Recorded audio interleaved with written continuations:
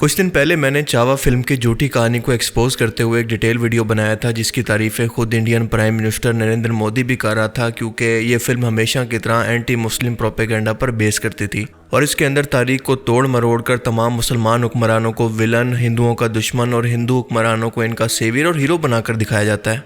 और इस बार इनका टारगेट थे औरंगजेब आलमगीर। वैसे तो मुगलों ने तकरीबन 300 साल हिंदुस्तान पर हुकूमत की, लेकिन इनके जो आखिरी सबसे ताकतवर तरीन मुगल हुक्मरान थे वो औरंगजेब आलमगीर ही थे। 1707 तक इनके जीते जी हिंदू मराठा का मुकम्मल हिंदुस्तान पर हुक्मरानी का ख्वाब पूरा नहीं हो सका और तारीख पर बनी फिल्म्स हमेशा ये डिमांड करती हैं कि इनको जितना हो सके रियलिस्टिक रखा जाए, अपनी तरफ से फिक्शन और चीज़ों को बढ़ा चढ़ाकर पेश ना किया जाए, क्योंकि जो लोग हिस्ट्री को नहीं जानते इस फिक्शन को देखकर भी हकीकत समझने लगते हैं। अब ये पॉसिबल है कि फ़िल्म के अंदर क्रिएटिव लिबर्टी लेते हुए चीज़ों को थोड़ा बहुत बढ़ा चढ़ाकर पेश कर दिया जाए, लेकिन एक हद तक।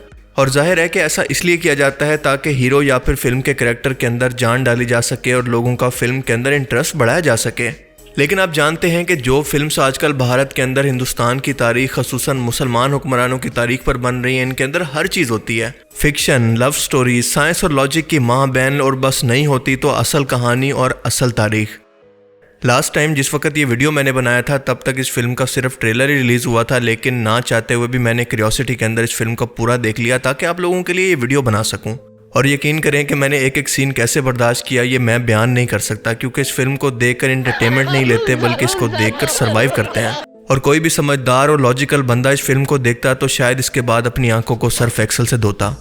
बाज़ जगहों पर तो मेरी हंसी नहीं रुक रही थी जब मैंने ये देखा कि एक बंदे को कई 100 बंदे मिलकर भी नहीं रोक पा रहे, और एक हट्टा कट्टा पहलवान जो कि हीरो यानी संबा महाराज को 1 मिनट से पहले गिरा देता है, और ये इतनी आसानी से कर देता है कि जैसे कोई मजाक चल रहा हो।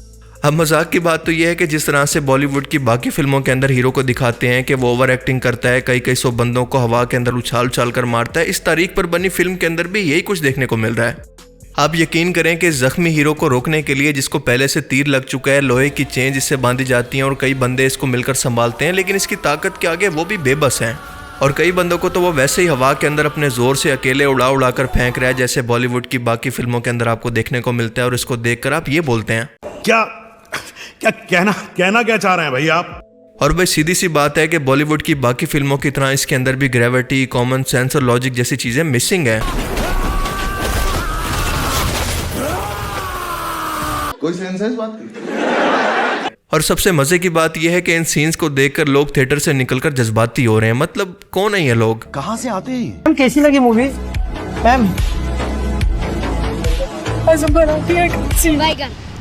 बात नहीं कर सकता, इतनी पसंद आ गई आप?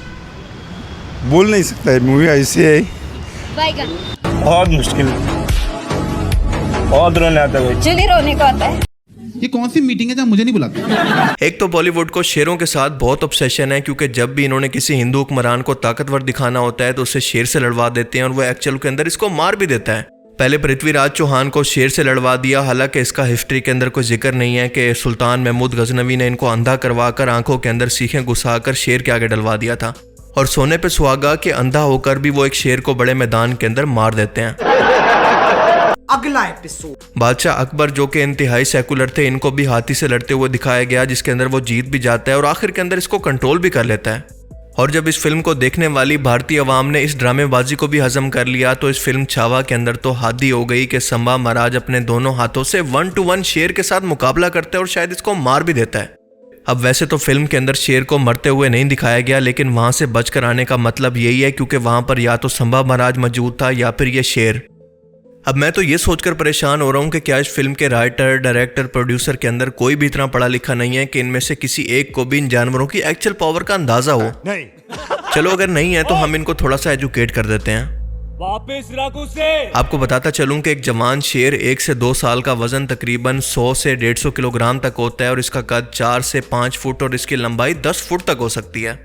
शेरों के जबड़े का वजन 650 PSI तक होता है, जो कि इंसानी खोपड़ी को 1 मिनट के अंदर कुचल कर रख सकता है। इनके पंजे 4 से 5 सेंटीमीटर तक लंबे नोकीले होते हैं, जो कि गोश्त और हड्डियों को फाड़ सकते हैं। एक शेर की स्पीड तकरीबन 50 से 60 किलोमीटर फी घंटा तक होती है, जो कि इंसान से 3 गुना ज्यादा है। अब जरा इंसान की औकात भी देख लें। एक एवरेज इंसान का वजन तकरीबन 60 से 90 किलोग्राम होता है और इंसानी जबड़े का दबाव सिर्फ 120 से 160 psi तक होता है और इंसान के पास कोई पंजे, कोई सींग या अपने बचाव के लिए कोई कुदरती हथियार नहीं होते। और ये इंसान इंतहाई कमज़ोर स्किन और हड्डियों का ढांचा रखता है जिसे कोई भी शिकारी जानवर आसानी से तोड़ सकता है। इंसान के भागने की स्पीड ज़्यादा से ज़्यादा 20 से 25 किलोमीटर फी घंटा तक होती है और शिकारी जानवर जैसा कि शेर वो सीधा गले या फिर सर पर हमला करते हैं ताकि शिकार को फौरी तौर पर माजूर कर दें।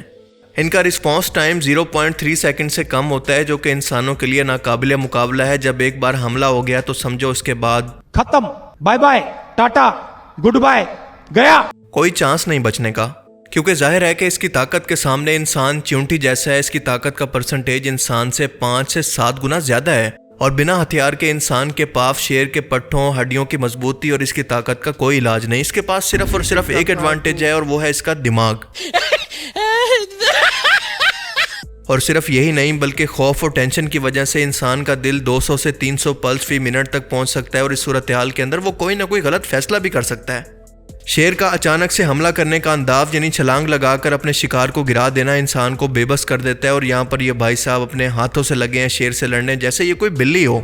मैं गाली नहीं दे सकता। नहीं, गाली नहीं देना, फैमिली देखती है। और दूसरी तरफ अब जरा हाथी की मिसाल ले लें जो कि दुनिया का सबसे भारी ज़मीनी जानवर है और एक बालिग एशियाई हाथी का वजन तकरीबन 4000 से 6000 किलोग्राम तक होता है।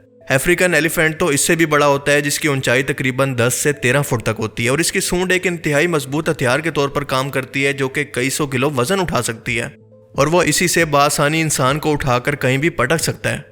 इतनी भारी जिसामत के बावजूद भी ये 40 किलोमीटर फी घंटा की रफ्तार से भाग सकता है, यानी इसका मतलब है कि इंसान के भागने का भी इसके आगे कोई फायदा नहीं। हाथी जब गुस्से में दौड़कर हमला करता है तो इसकी एक टक्कर एक ट्रक की टक्कर के बराबर होती है जो कि इंसान को कई फुट दूर गिराकर इसकी हड्डी पसली तोड़ सकती है। तारीख के नाम पर बनी इस फिल्म के अंदर ये सीन्स तो वैसे फारिग हो जाते हैं, लिहाजा अब आते हैं इस फिल्म के हीरो की सुपर ह्यूमन स्ट्रेंथ की तरफ जिसके आगे हल्क और सुपरमैन भी फेल हैं और ये अकेला बंदे उठा उठा के हवा के अंदर फेंक रहा है। जरा इसको भी मेडिकली, साइंटिफिकली और लॉजिकली टेस्ट करने की कोशिश करते हैं कि क्या ये पॉसिबल भी है। देखें, इंसानी जिस्म की ताकत की भी हद होती है, चाहे वो जिम के अंदर जाकर दिन रात एक्सरसाइज करे, तलवार चलाने की प्रैक्टिस करे या फिर कराटे का ब्लैक बेल्ट हो। इसकी ताकत और सांस की भी आखिर एक इंसानी लिमिट है। इसका मतलब यह है कि अगर आप मैदान जंग के अंदर 5, 10, 50 या 100 लोगों से भी लड़ लें तो ये बहुत बड़ी बात है, क्योंकि सैकड़ों के मुकाबले के अंदर आखिर आपकी बैटरी कब तक चलेगी। लेकिन आप देखें कि इन हीरोज़ की बैटरी फिल्म के अंदर कभी ख़त्म ही नहीं होती, मतलब ये पॉसिबल ही नहीं है। और आप ये भी नोटिस करें कि एक शख्स एक वक्त के अंदर आखिर कितने लोगों पर मैदान जंग के अंदर नज़र रख सकता है, क्योंकि आपके पास 2 हाथ हैं, 2 पाँव हैं और एक दिमाग है। और अगर मैदान जंग के अंदर 100 लोग आप पर एक साथ हमला करेंगे तो क्या ये पॉसिबल है कि आप हर एक के हाथ पर नज़र रख सकें कि वो इसके बाद क्या करने वाला है। असल में होगा ये कि आगे से कोई लात मारेगा तो कोई पीछे से, तो कोई आपके सर पर डंडा मारेगा। दाएं हाथ से एक को आप रोकेंगे तो बाएं हाथ से दूसरा आपको दबोच लेगा। लेकिन यहाँ पर हीरो के सामने एक एक बंदा मार खाकर टाइम निकाल कर आता है जैसे इन्होंने बारी का टिकट लिया हो। लेकिन हकीकत के अंदर अगर सब एक साथ टूट पड़े तो आपको हीरो नहीं बल्कि 1 मिनट के अंदर सैंडविच बना देंगे। और मैदान जंग के अंदर एक शख्स के पास इतना वक्त कहाँ है कि वो प्लान बनाए और अपने लोगों के अंदर इसको डिस्ट्रीब्यूट भी करे। भारतीय फिल्मों की फिजिक्स की अपनी एक अलग से किताब है जिसके पहले पेज पर लिखा है कि हर उस साइंटिफिक कॉन्सेप्ट को नहीं मानना जो कि थोड़ी सी भी लॉजिक और सेंस बनाती हो। और यही वजह है कि ये फिल्म तारीख पर बने होने के बावजूद भी असल कहानी को पेश करने की बजाय बिल्कुल एक वीडियो गेम का कोई सीन मालूम होते हैं। इसलिए भाई मैं तो ये गलती कर बैठा हूँ और आपको ये सजेस्ट करूंगा कि आप ये गलती ना करें। इससे बेहतर है कि आप चाहत फतेह अली खां के कोई गाने सुनकर एंजॉय करें। और मैं तो जा रहा हूँ सीधा इसके बाद सर दर्द की गोली खाने, आप बस अपना देख लो। बस जाते जाते एक काम करते जाना, आप सभी चैनल को सब्सक्राइब कर लीजिएगा। लाल बटन होगी यूट्यूब पर, आप मोबाइल निकाल लीजिए अपने लोग जितने लोग बैठे हैं। Thanks for watching this video. Allah Hafiz.